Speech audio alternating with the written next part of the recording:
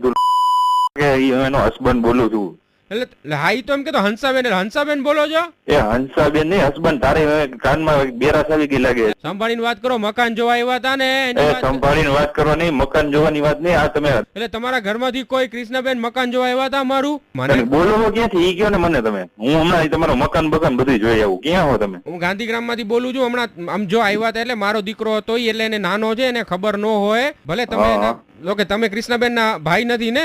હા ભાઈ નથી તો એમ તમે પણ ભાઈ અત્યારે લગાઈ નાખી છે. એટલે સગા એનો હસબન્ડ બોલું. એકવાર મેં તમને કીધું તો ખરી એનો હસબન્ડ બોલું. હું એ જ કહું છું ભલે એના હસબન્ડ બોલો પણ લે એનો ભાઈ હોય તો એનો હસબન્ડ હોય, તને ન ખબર પડે આવડો મોટો થયો હતો?